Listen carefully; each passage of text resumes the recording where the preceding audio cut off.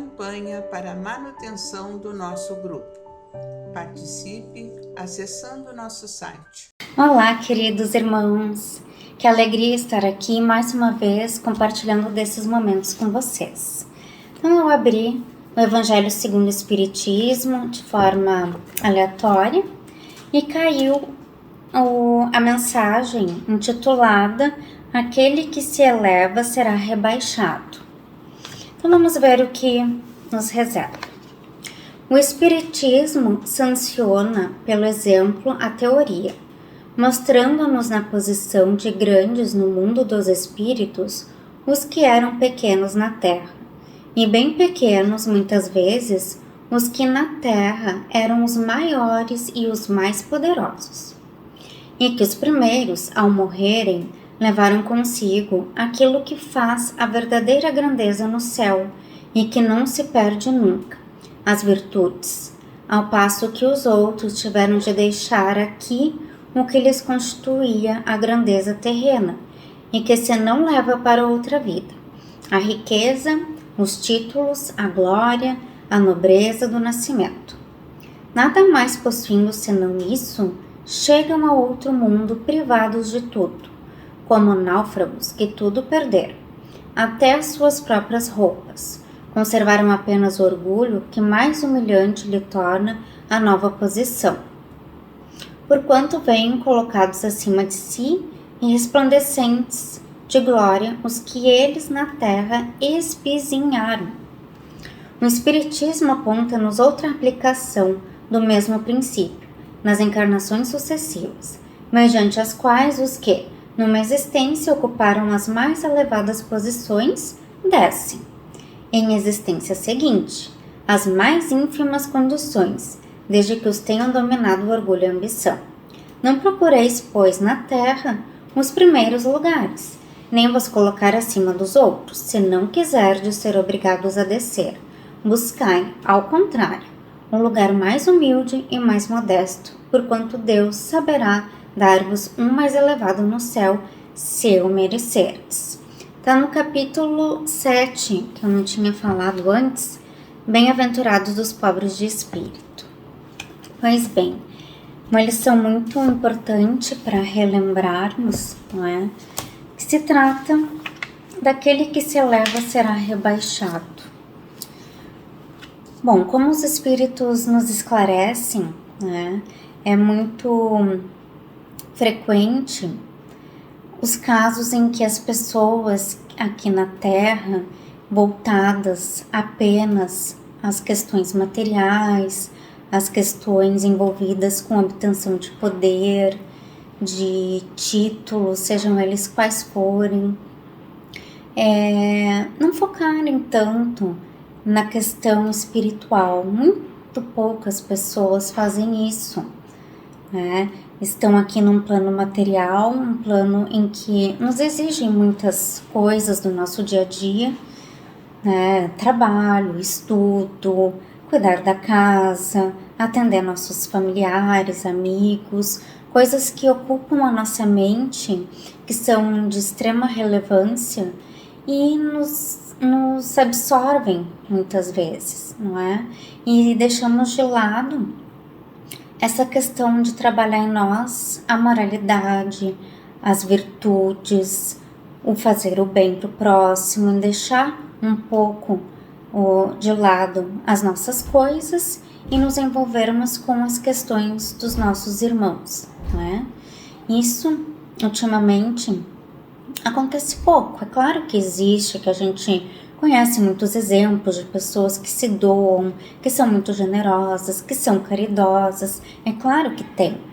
Mas a grande maioria das pessoas não se envolve muito com esses assuntos, não acha relevante, né? Então, que cada um cuide do seu. Eu já tenho problemas demais, tenho que cuidar da minha vida, tenho que crescer, tenho que me elevar, tenho que ser alguém de destaque na sociedade, então eu tenho que fazer tudo o que é possível para atingir essa meta, né? Uma meta pura e simplesmente focada aqui no agora, no material, né? E quantos espíritos acabam quando no processo da desencarnação, estando ali diante daquele momento em que todos nós vamos estar mais uma vez, porque nós sabemos que não é a primeira reencarnação nossa, né? Mas a gente esquece como são esses processos, essas questões do retorno ao plano espiritual, o retorno ao plano material, tudo isso é apagado da nossa memória por alguns momentos, né? Anos, enfim, séculos, quanto for necessário para o nosso bem-estar psíquico, né? Porque nós precisamos esquecer certas coisas para poder viver aqui nesse plano material. Então, quando nos deparamos com a desencarnação, com o retorno à pátria espiritual, o que nós levamos para a pátria espiritual? Somente as aquisições morais, não é? Então, todos aqueles títulos alcançados na Terra, né? Todo aquele poder conseguido na Terra, seja como um presidente, por exemplo, como um diretor de uma empresa, né? Alguém, um chefe que dá ordens para as pessoas. O que vai ser levado para o plano espiritual? A forma como ele utilizou de todo esse poder, de todo esse destaque, de todo esse título. Se ele usou para o bem, que bom, não há problema algum, não é? Mas se ele apenas pensou nessas coisas materiais e utilizou de forma negativa todo esse poder que ele teve na Terra, claro que as consequências não serão boas. Muitos que vivem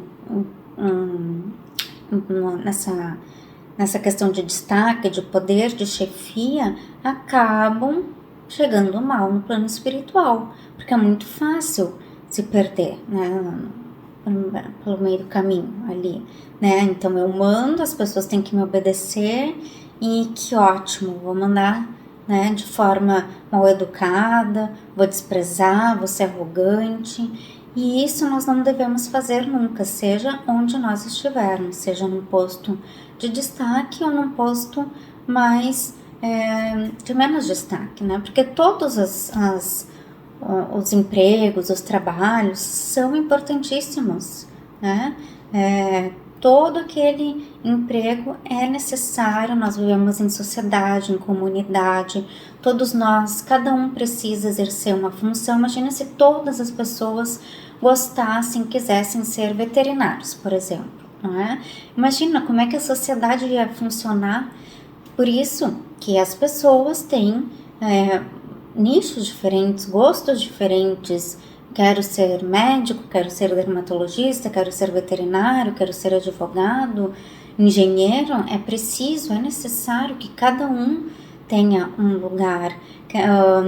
Cuido do lar, né? Faço a faxina, a limpeza doméstica. Olha só que coisa bem importante, porque é necessário. Os garis são importantíssimos, que fazem a limpeza das nossas ruas. Então precisamos ter todos esses postos, né? E todos precisam ter educação uns com os outros, precisam ter um cuidado no falar, no abordar, no pedir com respeito, com educação, né? Ser humilde na maneira de ser, em todo lugar que estiver, não é? Precisamos ter em nossa mente, no nosso dia a dia, a figura de Jesus. Ele é o nosso guia, ele é o nosso mestre, é nele que devemos nos apoiar, é nele que devemos ter como um modelo, como um guia seguro para as nossas atividades diárias, desde o acordar até ao dormir. Acordar, né? O que eu vou fazer no meu dia? Eu vou bem aproveitar esse meu dia. Se eu estou estudando, se eu estou trabalhando, me dedicar àquele estudo, me dedicar àquele trabalho, né? Estou cuidando da casa, fazendo a comida, as coisas necessárias do lar, ou fazer com carinho, com amor, com alegria, né? Então, não nos rebelarmos, pensar, gostaria de estar em outro lugar, fazendo outra coisa. Nós temos que aproveitar o lugar que nós estamos agora, o lugar onde estamos é importante. Ali nós vamos poder fazer um bom trabalho, né? Tanto para nós quanto para os nossos irmãos, não é? Então, aproveitar as oportunidades, todas elas que vierem ao nosso caminho evolutivo, que serão muitas oportunidades diferentes. Aproveitar com amor, com carinho, com respeito. Se eu lido com pessoas, tenho contato com muitas pessoas, eu tenho que me observar, eu tenho que me cuidar.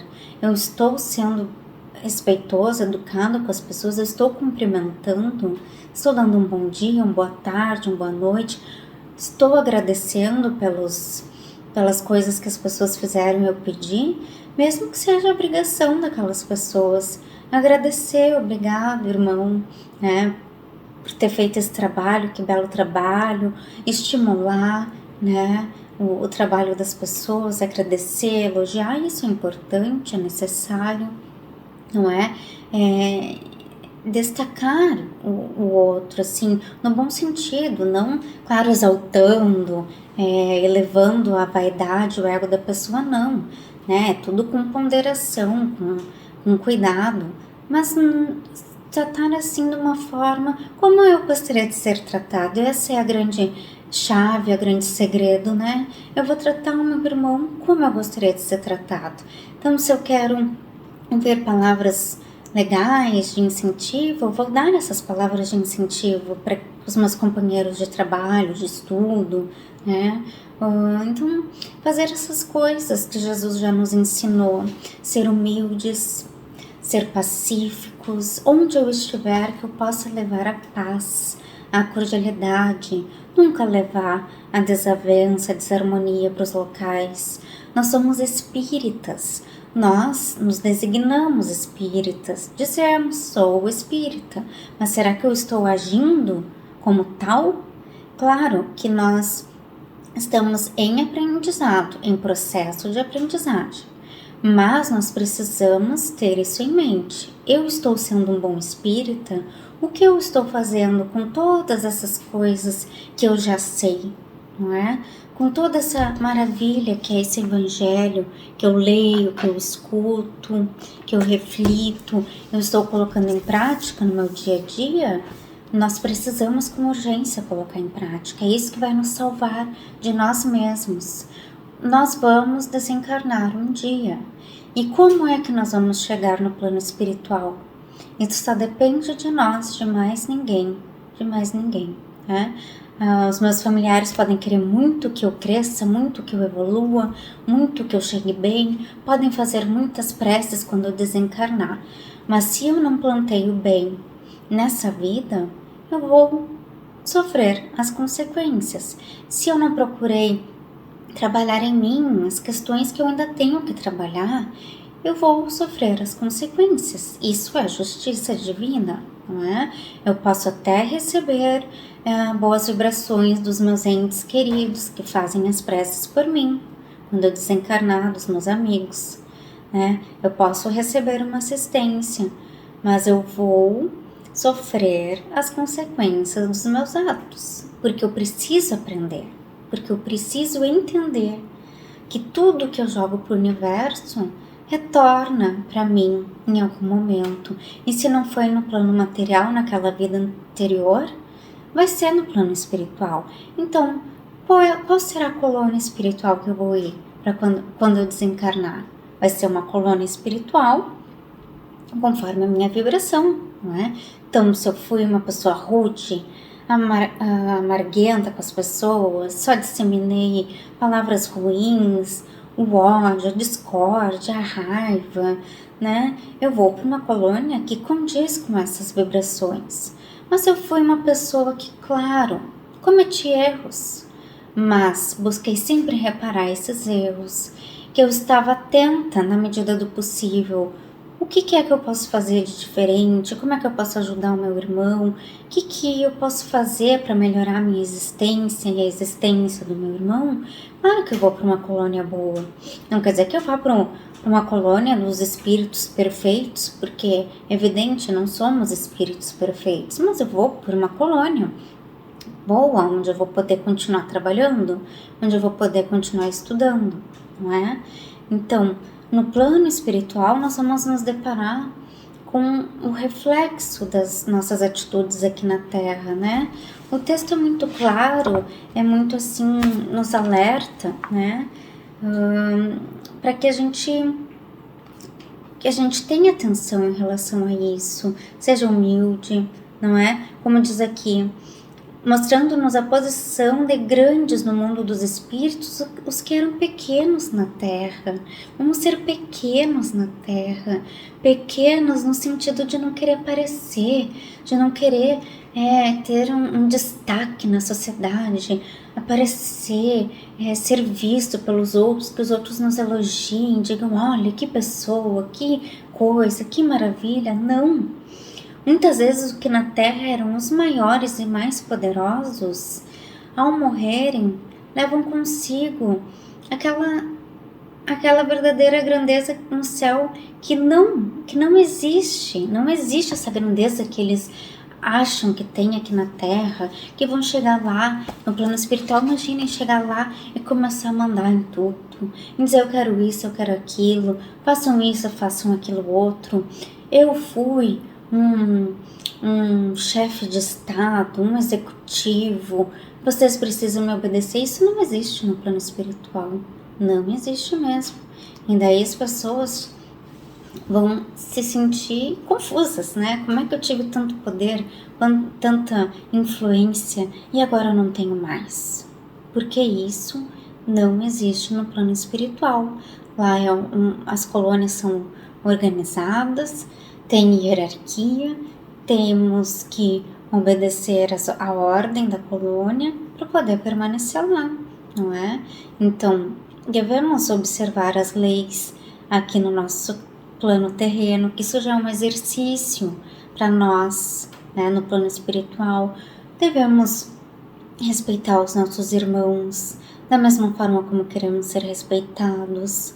Nós precisamos já ir disciplinando o nosso espírito, as regras, a boa conduta, a harmonia, a busca de querer ser melhor a cada dia que passa, porque é para isso que nós existimos, para evoluir, para crescer em todo o potencial possível, né? Em tudo aquilo que Jesus nos ensinou. Exercitar o perdão, exercitar o amor, exercitar a caridade, todas aquelas coisas que Jesus veio, né, e exemplificou para nós, porque ele não apenas falou, mas ele exemplificou porque é possível. E nós precisamos, com urgência, mais do que nunca, colocar em prática tudo isso, tá bom, amados?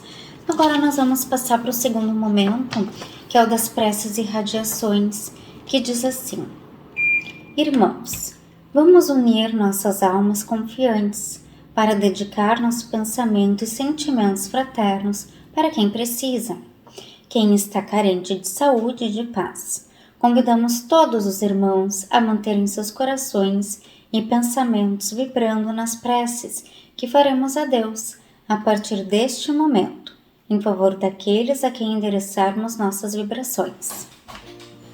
Prece para os enfermos.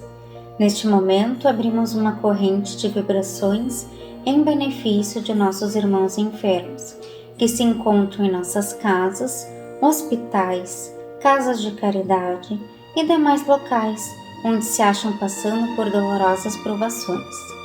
Senhor, pedimos alívio para estes irmãos, que o teu infinito amor permita que os divinos mensageiros possam deles se aproximar, suavizando-lhes o sofrimento. Senhor, se as tuas leis permitirem, que possam recuperar a saúde e tenham muita coragem e esperança sob a tua misericórdia infinita. Prece para os desencarnados.